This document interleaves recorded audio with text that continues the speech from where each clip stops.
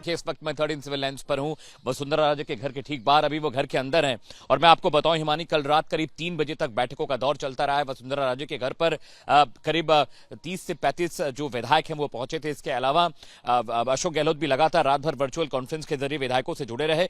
बहुत बड़ा चुनाव इस बार साबित होने वाला है, क्योंकि वसुंधरा राजे और सीपी जोशी दो बड़े चेहरे हैं जिन पर मुख्यमंत्री का ताज सज सकता है। लेकिन मैं आपको बताऊं हिमानी और सुचारिता, 8:30 बजे पहले नतीजे आने शुरू हो जाएंगे, रुझान। और अजमेर, जो दक्षिण अजमेर है, सबसे पहले वहां के रिजल्ट घोषित होंगे और जो शिव इलाका है उसकी बारी बाद में आएगी। लेकिन मैं आपको बताऊं, सचिन पायलट उप मुख्यमंत्री रहे हैं, राजेंद्र राठौर, गोविंद सिंह डोटासरा, हनुमान बेनीवाल, सतीश पुनिया, सीपी जोशी, वसुंधरा राजे, सचिन पायलट, ये तमाम बड़े चेहरे हैं जिनकी इज्जत और सम्मान दांव पर लगा हिमानी। क्योंकि अब समझिएगा, क्योंकि जिस तरह से वसुंधरा राजे साइडलाइन होती दिख रही थी, लेकिन ऐसा कुछ नहीं है, तस्वीर साफ हो गई है। राजस्थान की सियासत में वसुंधरा से बड़ा चेहरा कोई नहीं है, ये पूरा हिंदुस्तान जानता है।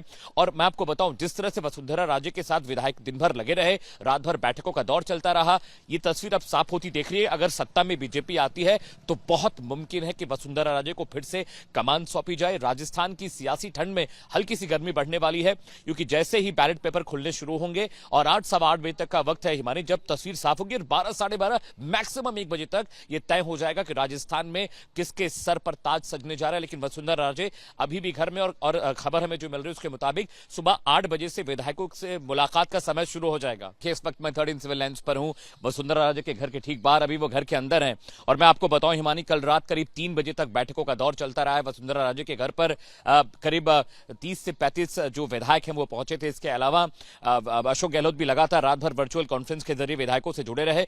बहुत बड़ा चुनाव इस बार साबित होने वाला है, क्योंकि वसुंधरा राजे और सीपी जोशी दो बड़े चेहरे हैं जिन पर मुख्यमंत्री का ताज सज सकता है। लेकिन मैं आपको बताऊं हिमानी और सुचारिता, 8:30 बजे पहले नतीजे आने शुरू हो जाएंगे, रुझान। और अजमेर, जो दक्षिण अजमेर है, सबसे पहले वहां के रिजल्ट घोषित होंगे और जो शिव इलाका है उसकी बारी बाद में आएगी। लेकिन मैं आपको बताऊं, सचिन पायलट उप मुख्यमंत्री रहे हैं, राजेंद्र राठौर, गोविंद सिंह डोटासरा, हनुमान बेनीवाल, सतीश पुनिया, सीपी जोशी, वसुंधरा राजे, सचिन पायलट, ये तमाम बड़े चेहरे हैं जिनकी इज्जत और सम्मान दांव पर लगा हिमानी। क्योंकि अब समझिएगा, क्योंकि जिस तरह से वसुंधरा राजे साइडलाइन होती दिख रही थी, लेकिन ऐसा कुछ नहीं है, तस्वीर साफ हो गई है। राजस्थान की सियासत में वसुंधरा से बड़ा चेहरा कोई नहीं है, ये पूरा हिंदुस्तान जानता है।